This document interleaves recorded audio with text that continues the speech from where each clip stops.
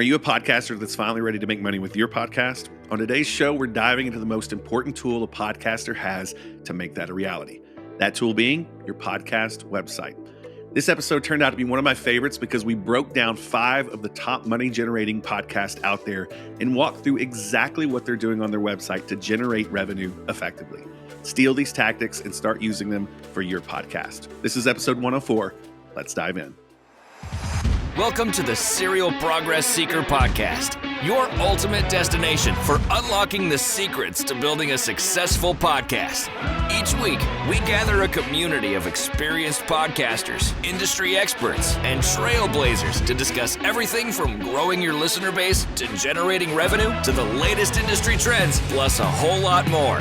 Okay, Serial Progress Seekers, let's get started with the show. Ben, Tabitha, I'm excited to be here with you today. We've got a really good discussion ahead of us, especially dealing with something that we get hit with all the time. We get hit up by new podcasters and entrepreneurs that are considering getting into podcasting all the time. And they ask us a wide variety of things. We get asked about, how do I get the best audio quality? How do I generate the best ideas for my podcast? How do I, how do I get the most listeners for my show? There's a lot of different questions that come in.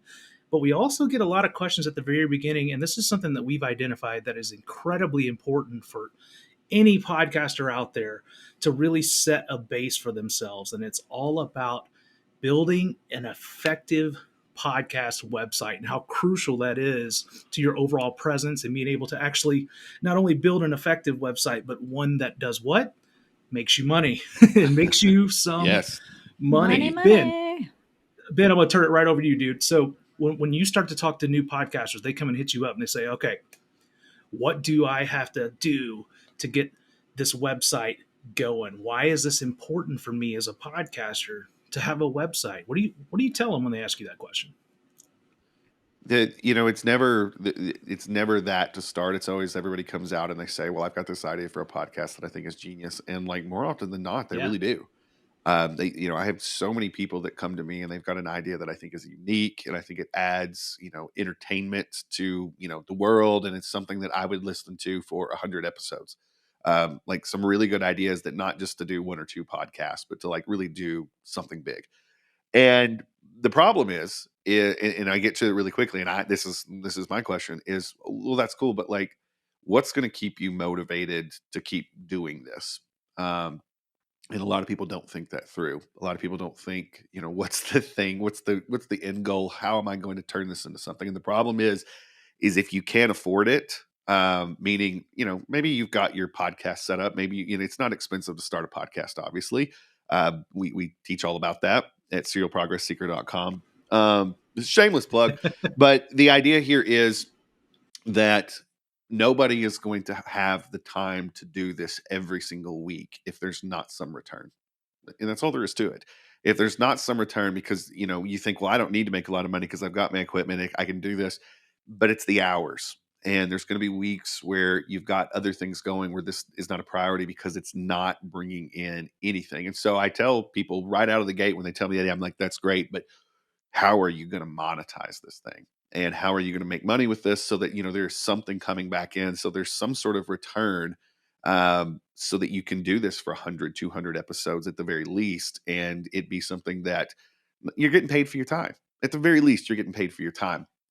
And so when we get to that point, that's a discussion we have to have. And very quickly after that, the number one thing that you have to have, and this is you can tell the difference between certain kinds of podcasts that are done just as hobbies versus those that aren't.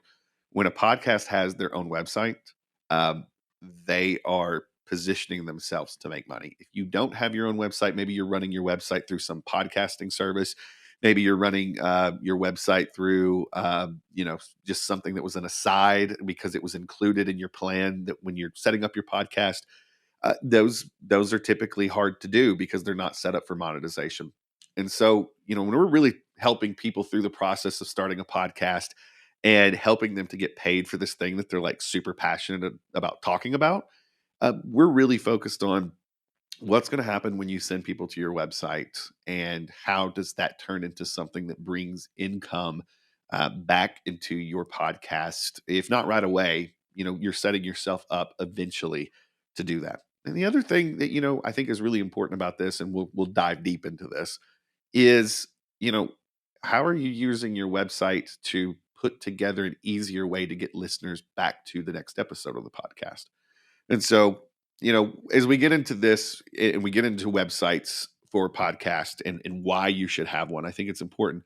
If you want to have a podcast that, maybe you make your career, maybe you make it a side gig that really pays you really well, or really if you just want to do your podcast more than maybe 10 episodes, and that's something that you think, hey, I would really enjoy doing this, you need to have it set up in a way that you can monetize it. And the website is the foundation of that. And so as we get into this today, I think that's the big thing for me. Well, that's the biggest thing. I mean, we talk about all the time and we hear the stats. I think about the stat that rings out in my head all the time of the number of podcasts that don't get past a certain level, right? And we know there's a variety of reasons why that happens, whether it's someone's inability to be consistent about production or whatever it may be. But I think a lot of times people probably get into it and go, "I'm going to make money fast, right? I'm going to get in. I'm Right. going to get thousands of listeners right off the bat, and I'm going to start monetizing, and we're going to turn this into my whole life." And while of course there are some podcasts out there that have been able to do that, we've seen several of them, and we're like, wow, that's very impressive. That's not a sustainable ideal for a lot of us as we're getting started from a podcasting standpoint. So I want us to talk about kind of the ins and outs, the A to Z of what we call effective podcast websites, and how a podcaster can take what they've found to work, what we've been able to find that works. We've seen other podcasters doing all over the place, and how they're actually generating money for their brand, their business, or for just the podcast in general. So, and we touched a little bit on it. Obviously, we know now that the overall idea here is we're going to talk about how to generate money through a podcast website. But let's go back to the basics of it. We talked about, why does a podcast need a website? There's some real fundamental reasons why a podcast would need a website. So touch on some of those. If I'm sitting here as a beginning podcaster and I'm going, I know I want to eventually make money, but I might not know the little things that are going to happen along the way that are going to get me there. So take us through some of those initial things as you're building a website for a podcast. Why do I need it as a beginning podcaster? Something that, Tabitha and I, even as long as we've done this, I think, we've done a lot of podcasts. Yeah. Before we even got to this podcast, we've done a lot of podcasts, and I think we've done a lot of things right in places. We've done a lot of things wrong in places. And I think that the number one thing that everybody has to understand is you make money with your podcast, however you monetize it. You make money with your podcast by leveraging your website. But there's got to be something present in the podcast that gives people a reason to go to your website. One of the things that I think our listeners will recognize very, very quickly about the Serial Progress Seeker podcast is we try to put it forward several times in an episode. And we should actually start doing a drinking game that every time we say we'll include the link in the show notes, you guys take a shot. Here we go. Right. Cheers. So, right. Cheers. And so, but there's a lot to that. When I'm listening to a podcast, maybe I'm at the gym, maybe I'm in my car, I'm not in a place usually where I can go type in a URL. I'm not in a place where I can capture that, even though it's something I really want to check out. But when I'm listening to a podcast that does this correctly, the podcast host or whoever's on there usually is really good at saying this at least 5 times during the show. Hey, go check the show notes for this. And what that does with your listener base is it gives you a level of comfort to know, hey, if I ever need anything or if I need to do this, I don't have to stop the pod. I don't have to make a note. I can always just go to their website, and if you say it enough, people start to remember what the website is. And there's always the show notes for that episode where I can find what I need later. And so something that is super important in your podcast is to sort of establish that. And you don't want to be, I made a joke with the plug earlier, but that's the idea. You want to continually plug that you have a place for people to go for the show notes. Now, for us with the show notes, it's something that it's usually just the links. So if we talk about a service we use, we talk about a product that we use, we talk about another podcaster, we're sending people back to the website. And over time, as people listen to episode after episode, you really start to get that comfort level that they know that is a security blanket for them. They can always go to the website. So the first thing that everybody, before you even get into what's on the website, I think you have to start thinking about what about my podcast would people go to the website for? Like, what am I doing during the podcast that sends people to that website that they would need? What is the thing that like motivates people to at least visit the podcast sometime later in the day, or the website later in the day from the podcast, but I'm reminding them of that. So it's not just reminding people to go to the website, but what are you putting in front of them as bait to go to the website? And so as you're thinking about a website, before you get into the monetization of it, you got to think, okay, well, what am I doing? Just, people can get for free that they want to go to the website anyway, because nobody's going to go to your podcast website just to go to your podcast website. They're going because you have something on the show that you are sending them back there to. Now, this may seem like a simple concept, but it's important to establish. Now, once you get with that, and I would literally do this if you're somebody that's listening, what's the list? And so I think it'd be good, like going around the room. What are the things that, you guys, when you listen to the podcast that you listen to, what is the list of things that they mention that you guys go do? The first for me is typically when I'm listening to a podcast with a guest, because I do a lot of how to, right? I'm into a lot of how to, and a lot of those how to podcasts have guests. I am looking for the link back to the guest stuff because I was really interested in the guest. I want to go to see what this guest website, what they're doing. The guest usually gives something away, and I'm going to the show notes for that. Like, what are you guys looking for when you go to when you're like motivated to go back? So, And so, Marshall, like Tab, what do you got? I'm superficial. Like I like listening to podcasts, but I always wonder what that person looks like. So I always go and look to see pictures and see if I can figure out, without looking or reading names, like who is who, and try to figure out what they look like and do they match what they sound like to me, which is so superficial. But that's one of the first things I always do. No, but I think that's really good because it's like, when you kind of fall in love with this voice, you want to put a face to it. And I don't think I don't think that's as silly as what you're making it out to be. I think what it is like, as human beings, when we hear a voice and we kind of start to bond with that voice, we want to attach it to a set of eyes. And, so I think that like there's a huge lesson there is when, you go to a website, one of the first things that needs to be there is the pictures of the people that are talking. If you go to Serial Progress Seeker right now, what is the first thing above the fold that greets you? And it's the three of us, right? And so I think that that's a very big thing. Is like that's not necessarily what you would think, but that's something that I think a lot of people will do out of the gate. Marshall, like, what do you think? What are some other things that you go to a podcast website for when you listen to one? Typically, I think for me, it seems like there's always something referenced that I want to go and dive after. So typically, because of the podcast that I listen to it for a couple reasons. I'm trying to learn something, or I just want to be entertained. For the entertainment ones, I might not go and dig as much, but when I'm trying to learn something, typically the reason I ended up listening to this podcast is because something sold me along the way that I'm going to learn something by listening to this one. So, and a lot of times I listen to podcasts a little bit passively too. So I'm out on Right. a walk, or I'm working out, or whatever it may be, and I might not be right in front of a computer and can access what I want right at that moment. But I'll hear something, click, and what I always do is I take a screenshot on my phone and I send it to myself to come back to later, so I can go and check, the links that they just mentioned, the website they mentioned, the a lot of times, especially on like interview pods, they reference like ancillary interviews. So they'll say, go back and check this earlier podcast, or go and check this this person out because they're an expert in this, or whatever it may be. So when I hear those things, like, it kind of makes me think. That's when I'm going to go and dig into the website and find out more. So. Well, and I think that we leverage this a lot. It's, half of our job is to be useful Yeah. for people. You know, the other half is to sometimes be entertaining, sometimes, but I think useful. And so a lot of what we bring, I think, to the table is, we are linking to products, but books are a big one for me. Like, I can't tell you how many books I have bought after a podcast where I listened to the person and I really liked, their vibe and kind of what they were doing. And while they taught me a 10,000 foot view of something that I wanted to learn, they led me down a path to get deeper. And that's where I bought a book, I bought a course, something like that. And so links, links are always the thing for like 90% of the podcast. When I'm going back to the actual podcast website, I'm going because I don't want to have to take notes myself, period. When I'm listening to a pod, I don't listen to pods like I go through YouTube videos or courses where I have a notepad in front of me or I can like type. I'm usually struggling at the gym or I am, driving somewhere.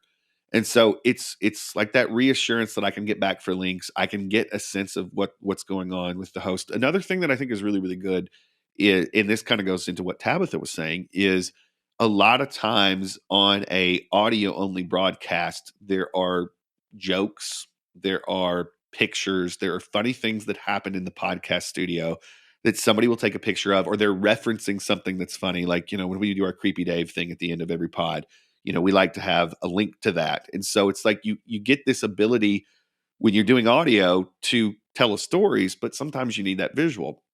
And I think it's really fun when you can tie that visual back to showing somebody a picture of something that happened. A really, really good one is the last time that we hung out. This would be an excellent thing. We could talk about the last time that we all hung out and the pretzel incident.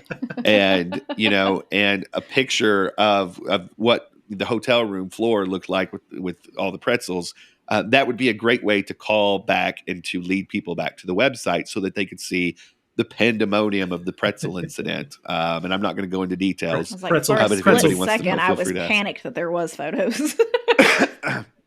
Oh no, I don't think there was photos of that. Thank goodness. But no, but this is like, you understand where I'm going. This is like when we talk about certain things and specific things where people want to see behind the scenes, or they want to see a visual of something that we talked about that was, fun or interesting. Maybe it's a map to something. Maybe it's those are the things that you can put on your podcast website, and it's just really difficult to get that across audio wise. Plus, this medium doesn't lend itself to that, and so that's what it really becomes. It becomes a way for you to express yourself on the pod and to know that you can get the visual out to people by sending them back to your website. And it gives people an excuse to go to the website. And so I think it's incredibly important that as a podcaster, no matter what your podcast is about, it's always thinking about, because we try to do things just in audio because that's our medium, but always think about what are the visuals, what are the links that gives people a reason to go back to my site.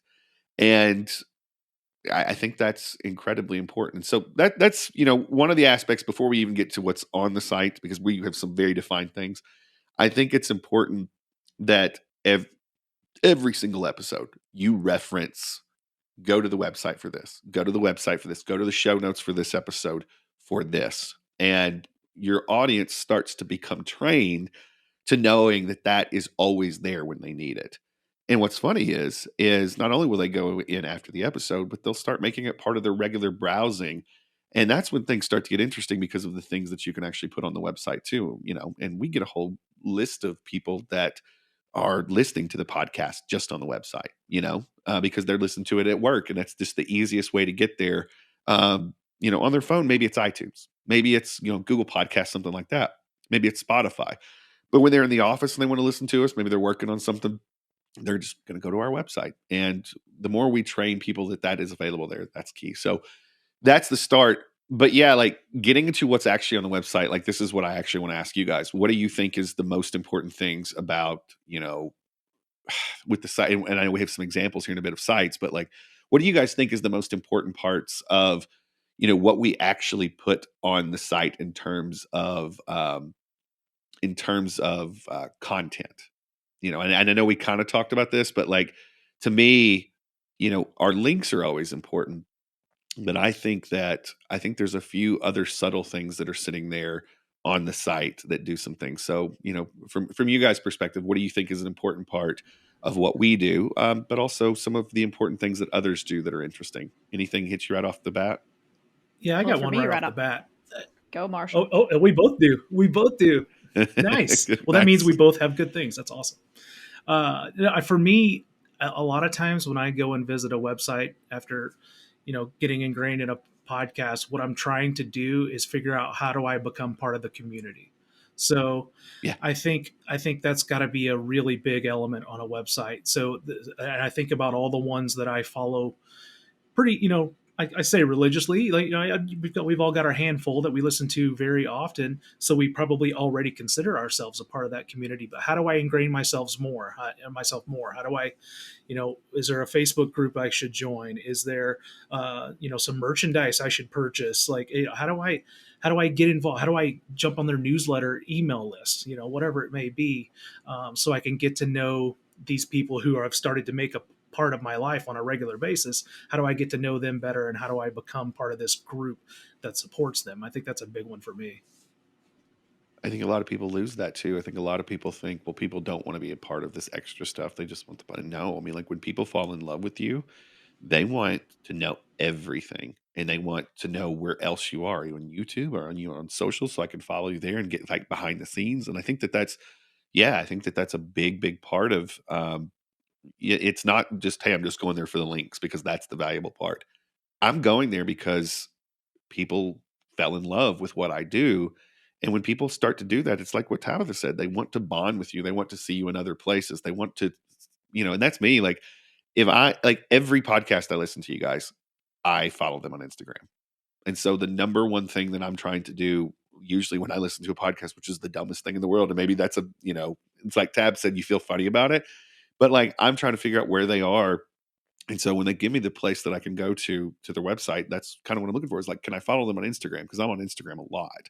And I'm looking for something different on Instagram than I actually am with their podcast.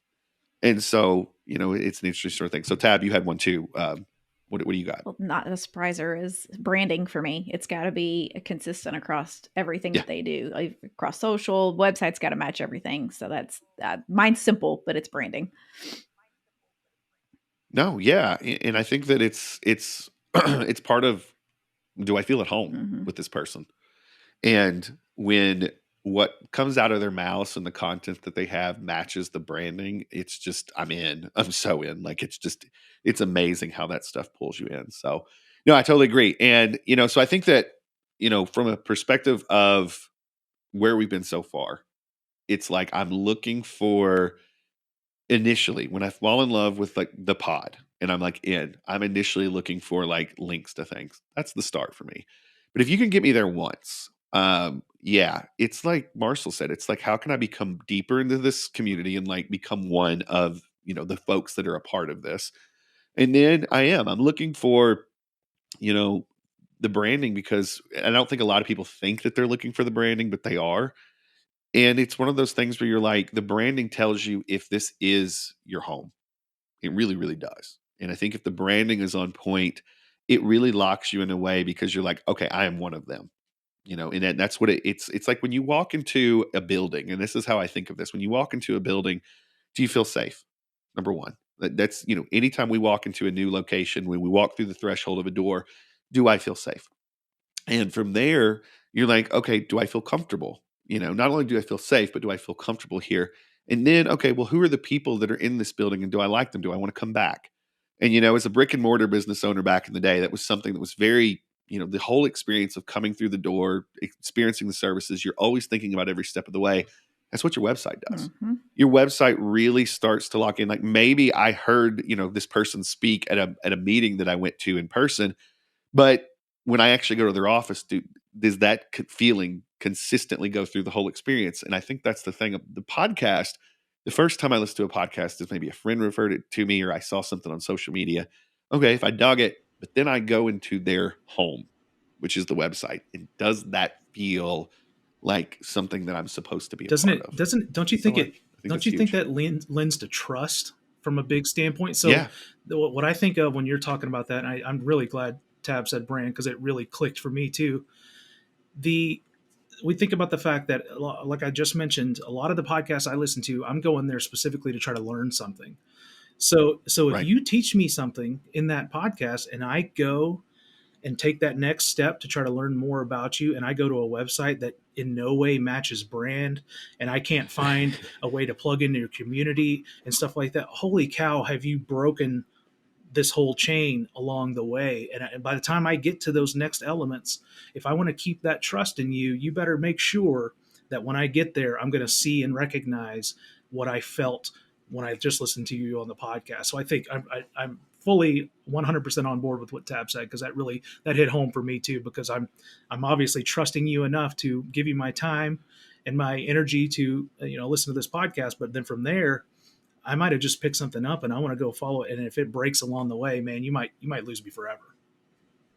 Well, I think that this is we'll get into branding in a second, but like just from the things that need to belong on this page, and from a level of monetization, you don't have to get into that at first. And I think that's the thing. A lot of people think that, I don't know how to monetize my podcast. I don't know how to get into this. You don't have to start there. The start of a website and monetizing your podcast with your website is simply exactly what you guys have talked about. Is there a way to become more a part of the community, and does it feel like home? And if you can establish that with your website, a lot of times, at the beginning of every one of our shows, what is the very beginning? What is the starting commercial? I'm not even talking about the show. I'm talking about like the commercial that you hear that plays over most of our podcasts. Now, down the road, if you're listening to this, maybe we've changed the opening commercial, but at this moment, the opening commercial for our podcast is, hey, do you want to start your own podcast? And if you want to start your own podcast, you can do that for less than $150.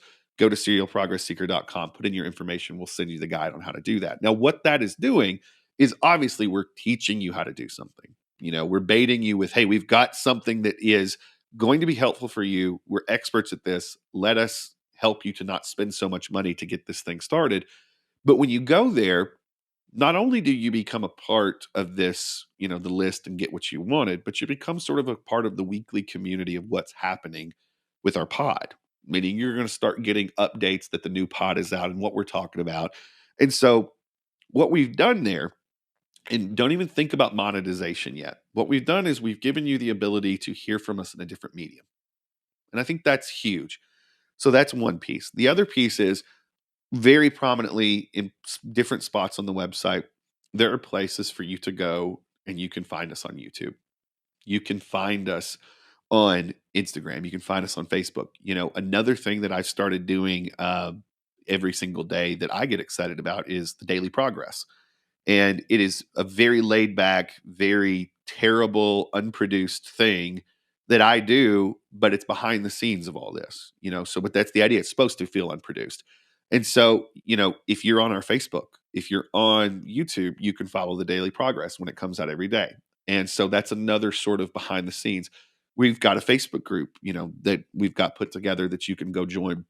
And so these are the things that you don't have to shove them down people's throats, but you give them the ability to easily find them on your website, and people start to become a part of the community that you're after, and that's the thing. So at the start of monetization, the start of this, you got to think, okay, all I'm really doing to attract people to come to my website is during the show, I'm giving out, go check our show notes for the links, for the pictures, things I talked about.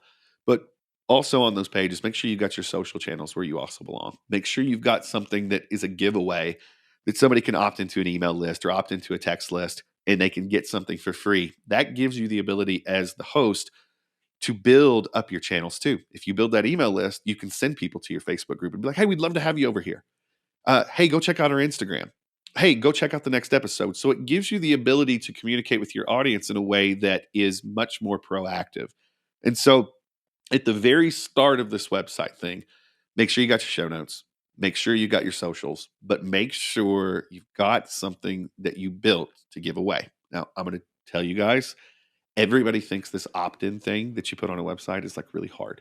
But guys, what is ours? Ours is like, it's a Canva document. It's a one-page Canva document with a diagram and a list of all the things that you do to start a podcast. It took, it took us an hour to put that together. Now, granted, it took us an hour to put together because we're experts at this, but like, it's not something that's over the top. I don't even we don't even host the download, like you wouldn't even have to do that. You could literally link to a Canva document and you could build that for free. And so it doesn't have to be over the top. It just has to be your expertise. And, you could get all that stuff put together fairly quickly. So that's sort of the base of it, right? That's sort of the base of what we're doing with ours. But I think it's really interesting if you look around. Everybody does this a little differently. the core thing that I think is really interesting is the people that are actually monetizing their podcast, either with sponsorships or, they're selling you something, whether it's a physical product, a digital product, maybe a behind the scenes membership. Most of them that are doing it at a very high level do it from a website. And so, I know that we've got some favorites of people that do this, and I'd love to talk about some other people. And by the way, you can go check our show notes for these links that we're about to give you and the people we're going to talk about. What is that? That's Two good. shots? Yep, here we go. Turning it up. So Thankfully, you can't see what I'm drinking. No, it's good. It's good. So I think that's the thing. I'd love to talk about some of your favorites, you guys. Like who out there has a podcast website that is doing something, very clever in terms of, it doesn't have to be over the top clever, but like in terms of monetization and they're leveraging their website. Who are some of the ones that youth guys think are really, really good at this? And then, like I said, we can tailor back into some of like, I think after we go at these, we can talk about kind of specifically the revenue that they're driving. Marshall, what would be the first one that you would think of? I think from a strictly a monetization standpoint, I go my head first goes to merchandise in a lot of situations, just Sure. because I feel like a lot of the ones that I listen to, especially the ones that are the ones you and I and everyone has probably heard of, they have developed that community that we've talked about. So people want to go and they want to buy the t-shirt and they want to drink out of the coffee mug and they want the pens that they could write, whatever it is. There's a million things that you could go and merchandise based off of your podcast. There is one that is towards the top of every single podcast list that I see everywhere, and I've done a lot of studying on it recently, so it's interesting to find. But it's called the Call Her Daddy podcast. I know I mentioned this one to you guys before. It's a very, very interesting website to me. I went and checked it out for the first time, and I've been back several times since then because it's so interesting to me. But the first thing you see when you get to their website is merch. It's like Right. it's hardly even like you can look in a small menu towards the top, and you can find out how to get to the episodes and some of the other information. But the first thing they want you to do when you get to their site is to go buy their shit. And I'm like, you know what? If I've got a podcast built to make money, there's a pretty darn good way to do it, is to put that in someone's face right on the first page of the website. It's above the fold. It's right there in your face as soon as you get there. Well, here's the thing I love about that podcast. It feels, and all the best do this, but it feels like an inside joke. And if you are a listener to that podcast and you find someone else that's a listener to that podcast, there's a bond. Like if I'm out in public and it comes up. And so I think this is what's so clever about their merch is, and there's several people on our list that I think that fit into this model. But what's so fun about their merch is it's fun to wear their merch because it prompts that discussion with other people. Maybe there's some people that like to see the merch that you're wearing and they don't get it, right? They don't understand it, and it's okay. Like it doesn't, it's not going to be a big deal if they don't get it. But the people that know what your shirt or your whatever you've got are talking about, it's like instant connection. And I think that that's what's so fun about, and I think a lot of podcasters out there that like have really, really good shows shy away from this because like, why would somebody want a t-shirt with my stuff on it? And it's for that very reason. We want to connect with other humans. And it's not just about connecting with the person that puts on the podcast. It's about connecting with other listeners of the podcast so that we can have discussions. Oh, have you heard this episode? Did you hear when they did this?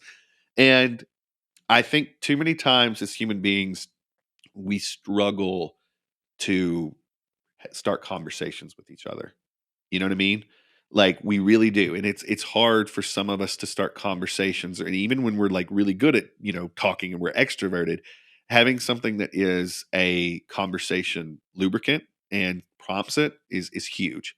And so that's what I really love about that particular podcast and their merch is you're right. They hit you right away with it. But like when you go there, you're like, yeah, I'm in. Like I totally want to wear this on my chest and like and be a part of this. And based on everything totally you just said, the fact that you just said lubricant goes right on brand with Call Her Daddy. So I think that was well done. Yeah. Well done. And that's why that's a fun right. brand, is because they don't shy away from that, and that's who the listeners are. And that definitely falls into all of us, loving that pod. So, Tab, what about you? Like, you got any good examples? So mine is like right on the exact same tracks as Marshall's, and it's my murder podcast, my favorite murder, which is one of my favorite Yeah. ones. It's the exact same way. You land on the website, and the very first thing you see is merch, and it is very much so listener oriented. They've got all the fuck politeness, the SSDGMs, the stay out of the woods, the this is terrible, keep going, all the Right. stuff that all the fans know and love. But then right after that goes right into their fan cult membership, which so they sell you merch, they sell you membership. I mean, it was right out the gate. Doing a little bit of research, which I've gone to all these websites before, but researching them specifically for this episode, it was like, oh, I do see what their top of mind thing is, and it's definitely being generating income for them. So Right. on their website, you have to scroll a little bit before you actually get to episodes. So it's definitely sell you this, sell you that, go a little bit further before you actually get into content. But yeah, Well, I think that's okay. I do too. I think that the real big thing here is a lot of times people get into this mode of not wanting to do merch and not wanting to sell courses and not wanting to do premium because they think, I want to stay pure. I don't want to sell out. This is artists. This is us artists. All of us artists. This is our problem, is like we think that if we do sell something, it's not art anymore. And the problem is people that experience your art and love it, like really love it, they want to take it with them and they want to share and start conversations about it. And so what I'm looking for, and I get perturbed when I really fall in love with something and I don't have a good way to support it. And that's how I feel about it. We go back to the 1,000 true fans sort of thing. And we'll link to that article to everybody in the show notes. Here we So go. yeah, I know, right? But seriously, the 1,000 true fans concept is if you have 1,000 people that just love everything that you do, you could make a wildly successful career out of it, and you can build a big business out of it. But the idea is just that.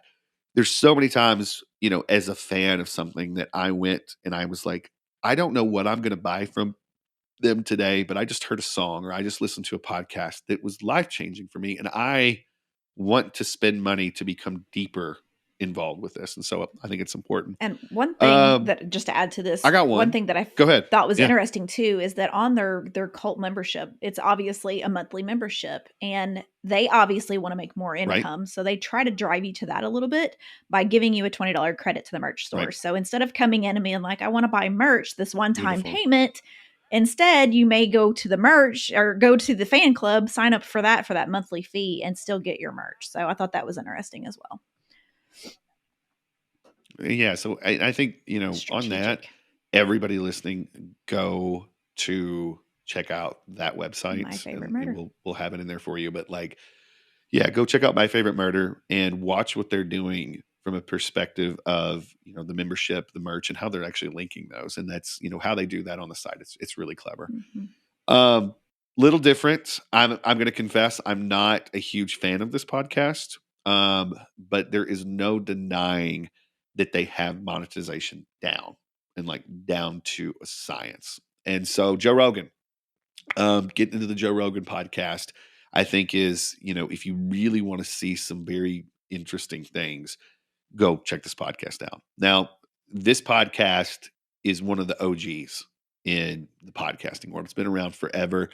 And what's so interesting about this is when you go to Joe Rogan's website, you're not only greeted with merch, and you can get Joe Rogan inside joke type merch there, which is good. And this is got to be a huge revenue driver for them.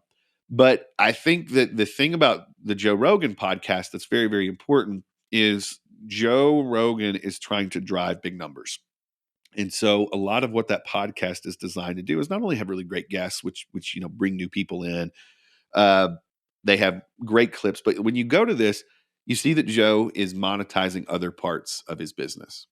And I think that that's incredibly important to realize what's going on there. It's Joe goes on tour. Joe's a comedian. Joe gets up on stage, and his podcast becomes a primary driver to get people to buy tickets to shows. And so, there's so many things going on with the Joe Rogan podcast website that it's something that you absolutely have to go look.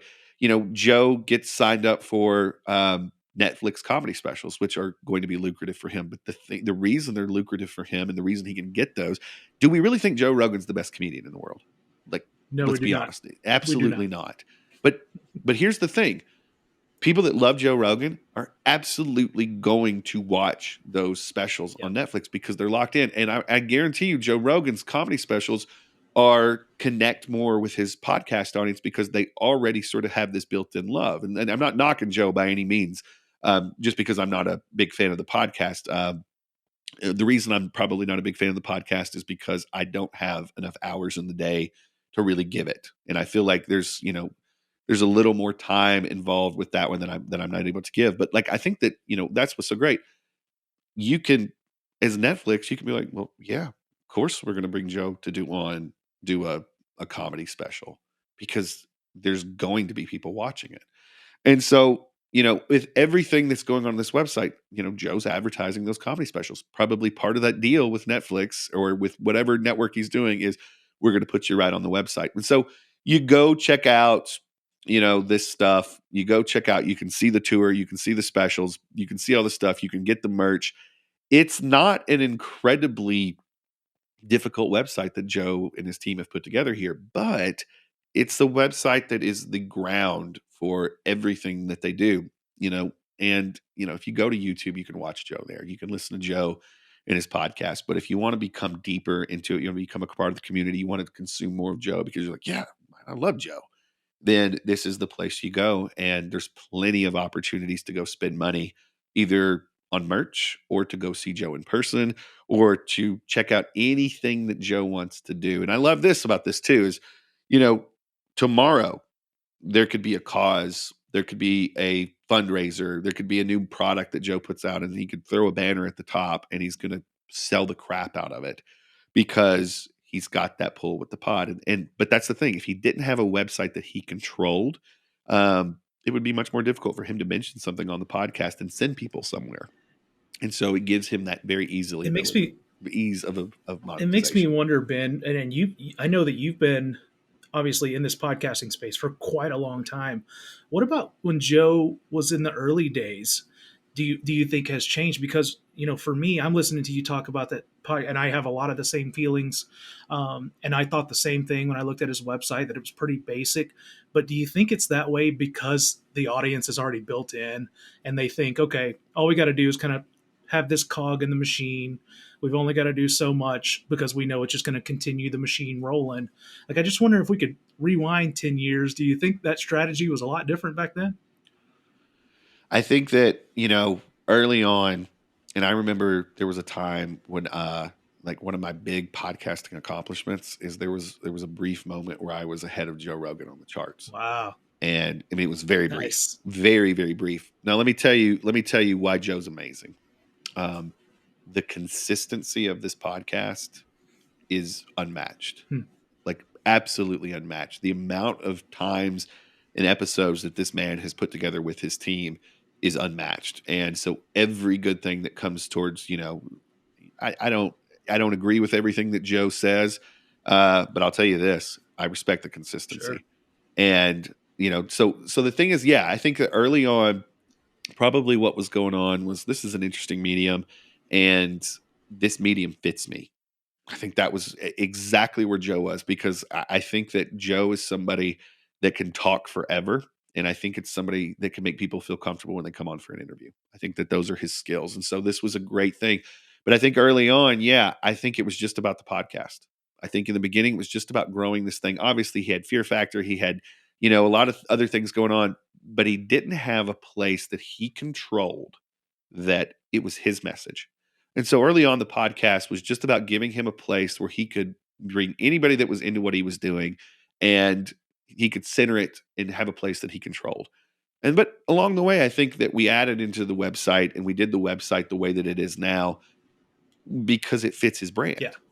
And I think that that's the thing is I don't think that, everybody that listens to Joe Rogan has ever been to the website. It's just not the way that it goes. But there are moments when you need that because of what's going on. And so I think that, yes, it absolutely serves the purpose. And I think it's definitely changed over time.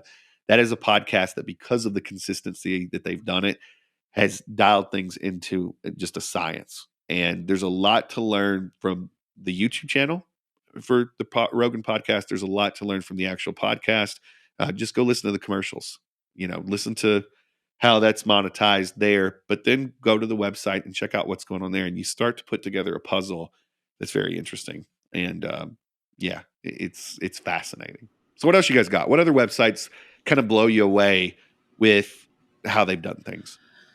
I'll tell you another one that I went and checked out as we were kicking around the idea. What we wanted to bring to this was, what are some people out there doing that we're noticing some correlation between websites that we have and websites that other podcasters like us have. So there's one that I came across, and you guys have probably heard this one too. This American Life, another one of the biggest podcasts that's out there. I was struck by. And honestly, this has been that way with a lot of podcast websites that I've been to. I think in my head that I expected kind of what we talked about, the big branding, the big over the top stuff in your face when you get to these sites. And some of them, man, they just punch you in the mouth when you get there. Like, hey, this is why you're here. So the first thing that you see on the This American Life website is the most recent episode. And I'm like, okay, there you go. That's an effectively functioning podcast website, right? There it is. Right. Now I'm not an avid listener, so for me, what I would have loved to have seen specifically on that pod or on that website was, what's this podcast about? I went and dug a little bit more and figured more out about it.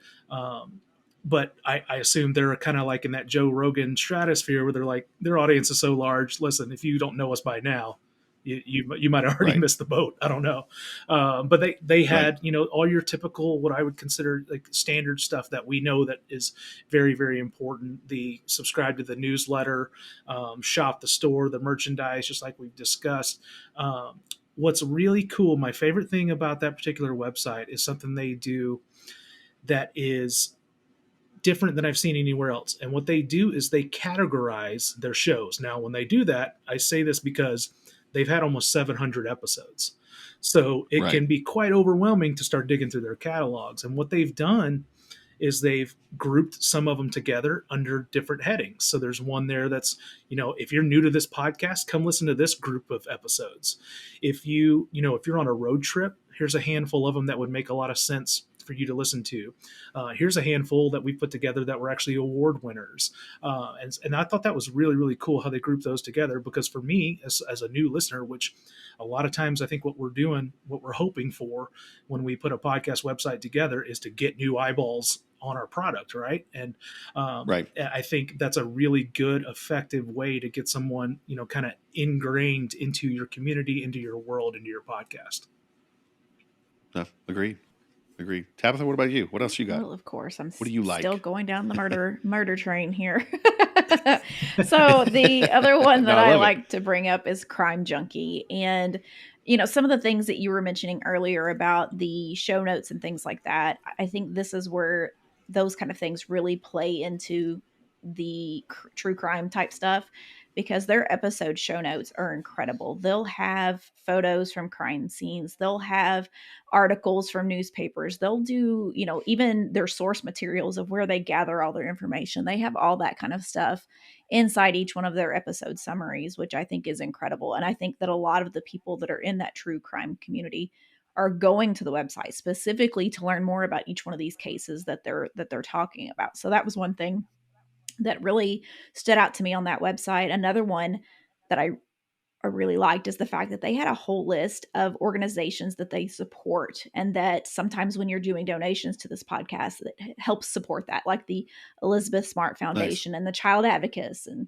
things like that. So they fully list that out there. Hey, this podcast is not just a podcast. We're actually doing good in the world. We're, they're talking about true crime, but they're doing things to try to help the true crime community and people that have fallen victims to those kind of things. So I thought that was neat.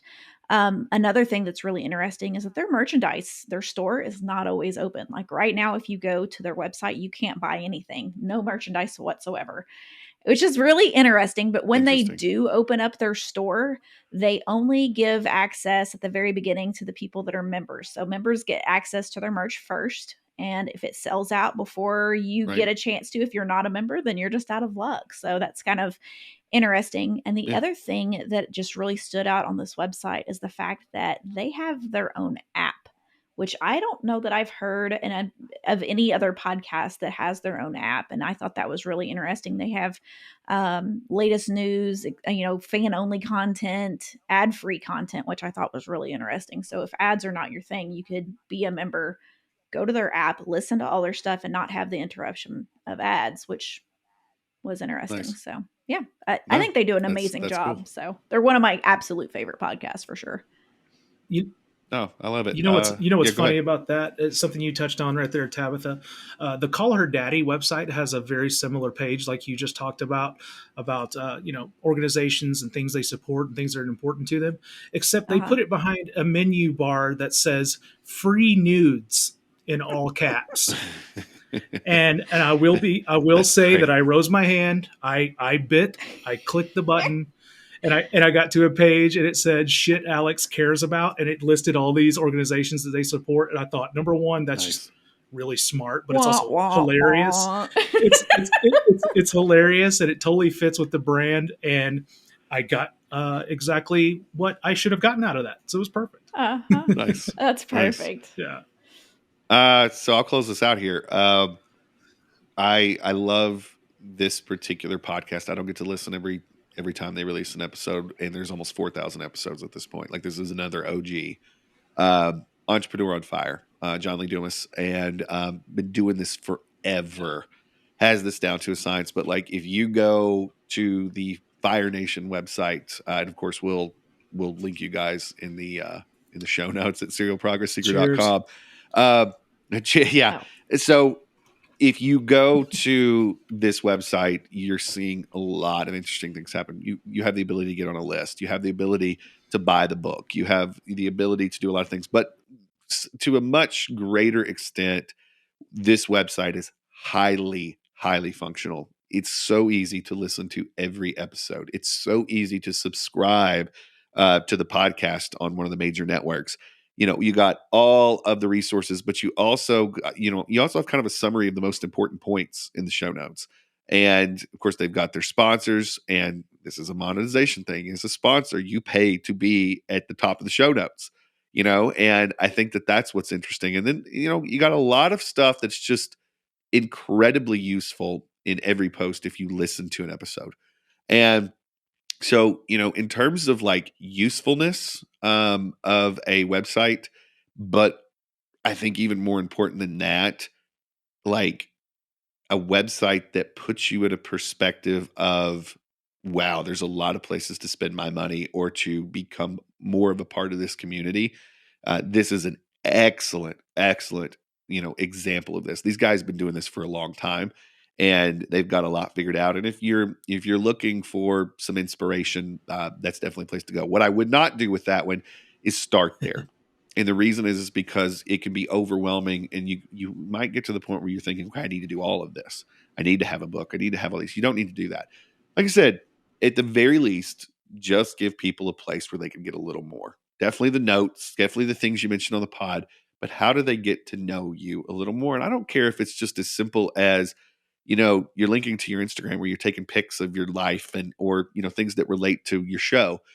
That's what people want. They just want to get closer to you. And if you give them that, you'll start to see steady upticks in everything that you're looking for stat wise, whether it's, monetization or not.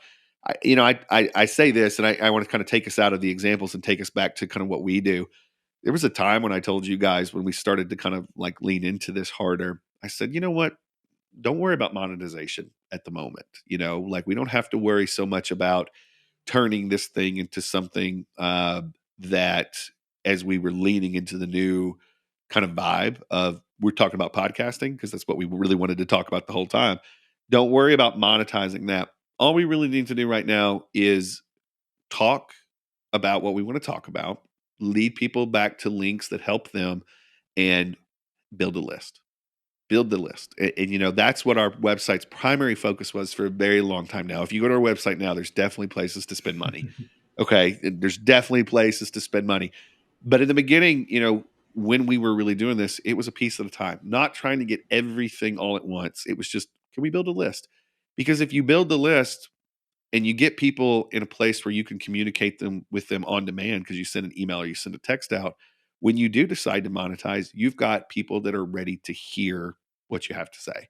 And I think that's the thing is like, if I had to like give you what to do to start, build a website out, give people access to your socials if you've got those, and give people access to show notes and where you can put your links in. That's going to be a very functional thing, but also put something together where people will give you an email address and a name in exchange for something that relates to the topic of your show.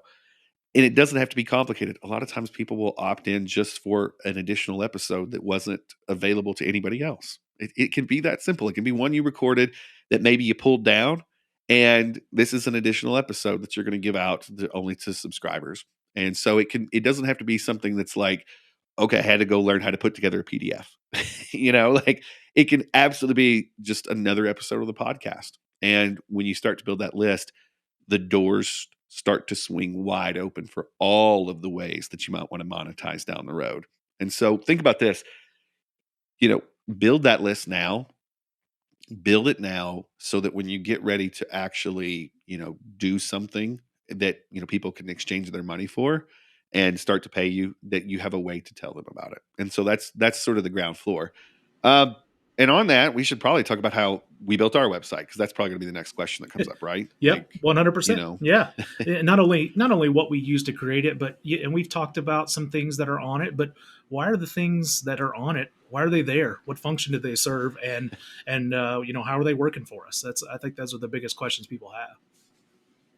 yeah, then the number one thing for me was when we first like really got into monetizing the podcast years ago.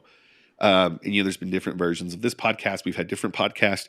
It was very difficult to do the podcast and then go do the show notes and get the audio player to go on, and that was like a pain, right? And for me, I want every time the podcast gets published within the hour, there to be show notes up on the website, a player where you can play it on the website, and the website to just automatically do that. And that was important for us.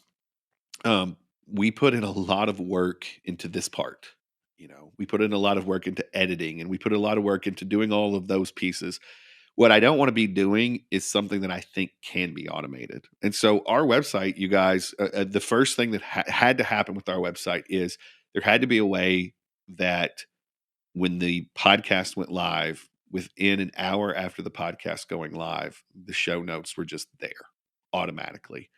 And so, before we even got into all the other things that our website does, that was the first for us because if we had to we had to do that work too. Um, there was a level of that could be inconsistent. Sometimes we want to go on vacation, and we do record our podcast in advance. So our podcast can be scheduled to go out, but we're going to have to manually go do the show notes and put that in.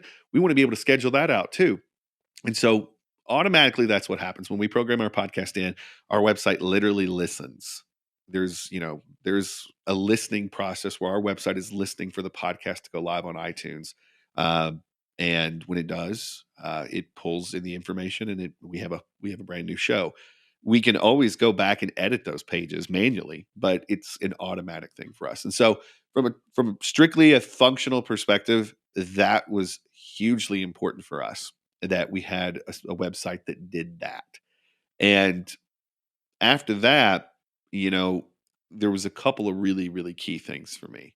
How easy was it for on every show notes page to pop up an offer that we mention in every show?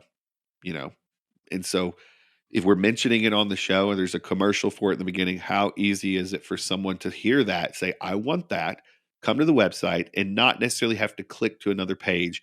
How easy is it for it to be on every single page? And so one of the functionalities of our website is that every single page that we want it to show up on, there is at least a pop-up down in the corner where you can click on it, or it will pop up in front of you and it gives you the option to download that thing. And a lot of the money that we make with this podcast now starts there. It's that simple. It starts with that pop up that people put their information in, and then we're communicating with them via email. And so that's incredibly, incredibly important to us. Um, from a perspective after that, we do a lot of things. Um, not only do we do this podcast, but we have courses where we teach people how to be better podcasters. We do things where we like sell merch, and we have a whole line of podcasting gear that is about to show up in our store, that on top of the stuff that we've been selling forever. And so we have a members area that you can log into. We have courses that you can go buy. This website not only serves as our podcasting, but it serves as sort of the table of contents for our entire business. And so without you having to dig too much, you can land on any of the podcast show notes pages. You can land on, the main website. And right at your fingertips is just about anywhere that you would want to go. If you want to know about the gear that we use to put this podcast on, there's a page that, is our tools page. You can literally go see everything that we use right there with links to go buy it yourself. Um, and so anything that you would need from us, so that we talk about on the show, it's so easy for us. It's either done automatically or it's something that we put in very easily with a couple of clicks. And so to me, it's convenience. It's absolutely convenience, not only for our listener base, but for us. If it's too inconvenient for us to update that website, we're probably not going to be serving our listeners the best we can. And so that's the thing. Do you have a website that you can make look the way you want it to look, that it can pull in the content that you want to pull in, that you can build your list, that you can monetize that list, and it's done in a very easy way. And, I used WordPress for years. WordPress did not deliver that to me the way that I wanted. I've used various services, and, we ended up building our own. We ended up building kind of our own thing to do that because of that. But I think, without getting into what we built, I think the key for me is, are we doing work that we don't need to be doing, that a computer can be doing it? Or are we doing the kind of work that actually matters? And to me, the work that actually matters is this: we talking with each other, exchanging ideas, talking to our community in the Facebook group. But at the same time, we have to pay the bills. And that website absolutely pays the bills for us while taking a lot of the work off of our shoulders that we don't necessarily need to be doing, so that we can do the things that actually matter. Was that a good answer? I don't know if that was a good answer or not. I don't know. Yeah, I Yes, think it it's a was. great answer. Yeah, the biggest piece is, in general, are we happy? Are we content with the spot that we're in from a website standpoint? I know we always want to get better and we want to improve it at all times, but I feel like we're in a pretty good spot where, when someone comes to visit us, they can find the majority of the information that they want. They've got an opportunity to become a part of this podcast community, which is what we want all the time. Every time someone builds and comes to our website, we want to continue to build that community because we know that that's what's going to make us learn and continue to fuel us when we get together and have conversations. We're bringing what we've heard from that community to this podcast. So I always wonder, how do you feel about how we're doing? Do you feel good about it? It brings up a good story, Oh yeah. actually. Anybody that's sort of been hanging out with us in the last little bit knows that we just recently went through a bit of a Mhm. rebrand. And like our core logo, even though our core logo is still present, there were some things that changed about it, from the podcast brand and everything. And that, where that actually started is like we kind of like the colors in our backdrops. Like we just started kind of doing this, and we were like, yeah, that's us. Like this feels like it kind of fits us. And so we're like, why doesn't our branding necessarily match this? Because of the way that our website was set up, within an afternoon, all that was done. Like it was not a 2-3 week thing that took us, time to go. And because of the way it was set up, everything was finished. And, and this is dumb, but I'm just gonna like throw it out here. Sometimes when you do a rebrand, you have to go change every single page on your website. The way ours is kind of set up is like we changed a couple things and it was website wide very, very quickly. Nice. And so I think that that's the thing is like I am the most comfortable I've ever been in terms of the automation that is built into our web presence, the marketing automation that's built into it, but also the ability to go in and make changes quickly. And I think that's the thing is like this is a business for us. And what scares me about business is when you get something that is so you can build something that looks great, but it becomes so top heavy and so hard to edit that you can't make those small changes that you need to make the business really really great. And every week in our pod meeting, you guys will come up with something that we're like, oh, that's way better than what we're doing. Do the tools that we use to build our website give us the ability to make those changes fast? And I think that's why I'm so comfortable with where we are right now is I know that what I'm doing right now won't be what I'm doing in 6 months. And are the tools that we're using to build our stuff going to give us that? When I was doing WordPress, and I don't mean to knock WordPress. So WordPress is a great tool and it fits a lot of people. But when I was doing WordPress and we had to do a rebrand like what we just did, it would take me weeks to go find a theme, that I would really liked. And then I would find the one that I liked and it was just so hard to use because, it didn't fit, it was a different programmer that had built this. And so that was tough on us. And so we had to find something that was like, and by the way, the company we built and what we use it's called NetEngine. And we'll put that in the show notes too. Was that 5? I think I got 5. But NetEngine is, what we started. Well, she had a really good shot there. If it's really shots, that makes sense, So, but I think that's the key is, with our website, we know that we're going to be changing things, and with this place in our business, we want the ability to make those changes fast. And I think that anybody that's doing a podcast, and this is not a plug for NetEngine, but if you go build a website, no matter what the service you use to build the website for your podcast, make sure that your website does not create more work for you. That's the biggie. If every time I had to go manually type in show notes or you guys had to do it, that's time away from the stuff that we have to do. We do put the show notes together, but once they're in place, they work, and they work across our network, and it's everywhere all at once, and it's on our website. And like I said, that resource is very, very huge for us because when we get traffic there, we have the chance to bring them closer to us, and that's what it's all about. So that's the the biggie. I think anybody that's out there, the lesson is if you're looking to monetize your podcast, you got to be looking at having a website, and with that website, what is the website providing value to your listener? But then what is that website doing to bring the listener closer to you so that if you're not monetizing them right away, you can eventually get to that point. And that's what you have to be looking at. What else? Well, speaking of bringing people closer to you, what a segue, buddy. Nice work. Ooh, so okay. you guys remember we rolled out a new segment to the show recently. Yes. And you've already touched on it here today, but we've got our Creepy Dave Award we've got to give out, where we take a little time out here at the end and just share what in the world is making us laugh, because that's one of our favorite things to do aside from podcasting, is to get together in a room and just laugh, because that's what we love to do. So if you don't know about Creepy Dave, don't worry. Guess what? I'm going to take a drink because I got you in the show notes. I'll put them in there. Go check those out. It's a YouTube link. And if your sense of humor is a little bit out there, you're going to really love it. If you're looking at it and going, well, I don't really get it, then I think you're also in the right. There's no matter what, when you watch this video, you're going to come out of it with something, I think. Just go check that out. But Tab actually brought a Creepy Dave Award this week, so I'm excited to see what she brought. Let's see.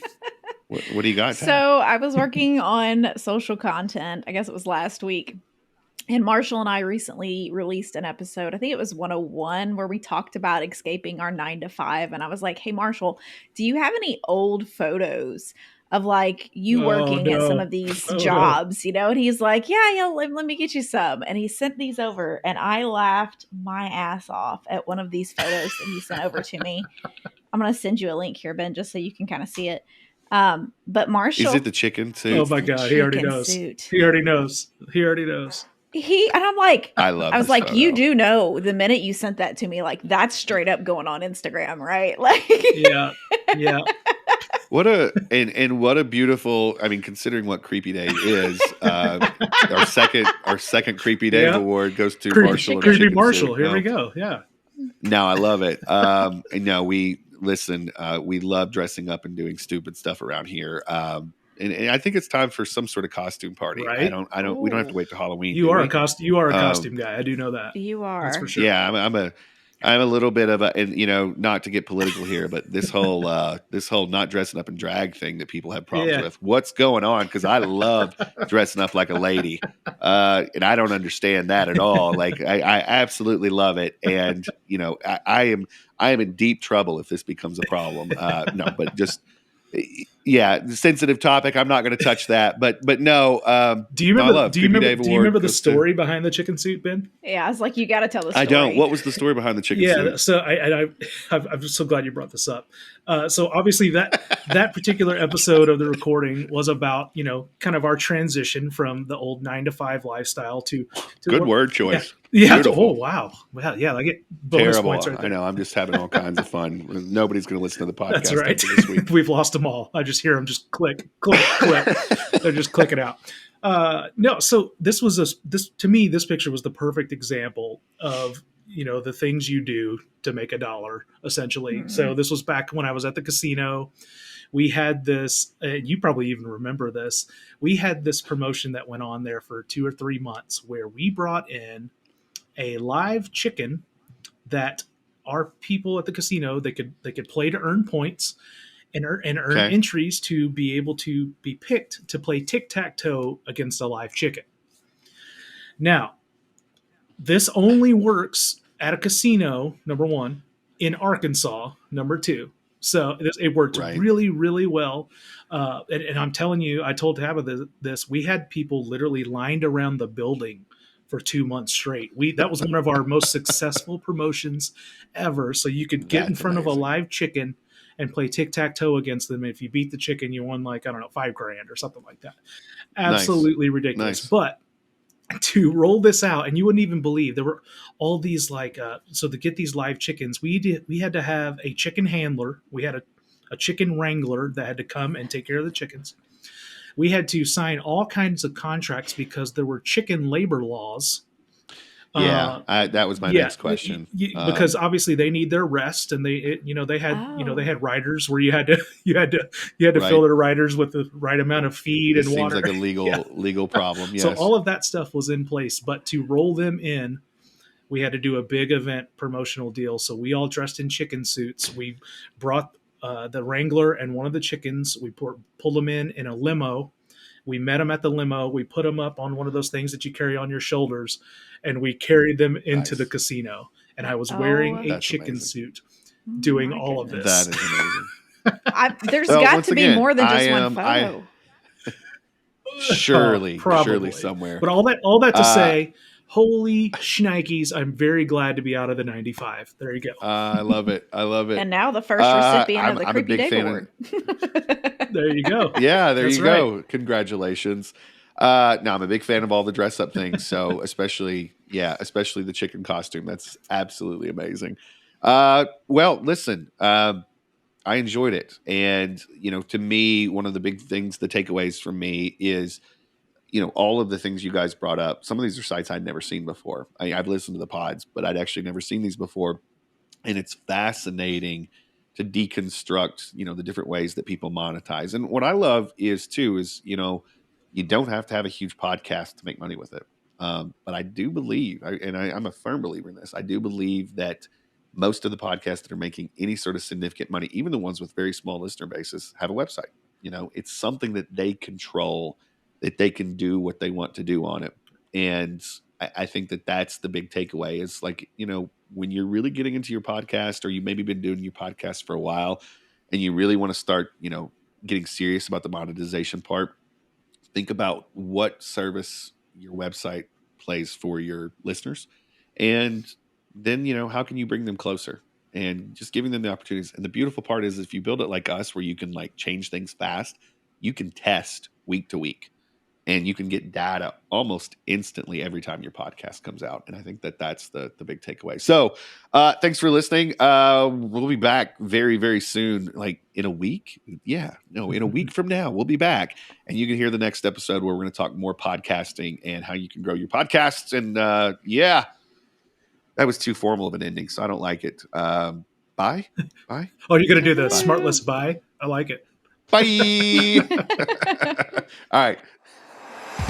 Thanks so much for checking out this episode of the Serial Progress Seeker podcast. If you want to listen to more episodes, learn more about our mission, or send us questions or feedback about the show, go to serialprogressseeker.com. You can help the mission by subscribing, reviewing, rating, and commenting wherever you listen to or watch podcasts. And be sure to connect with us on social media for all the latest through Facebook, Instagram, TikTok, and Twitter. We'll catch you next time, Serial Progress Seekers.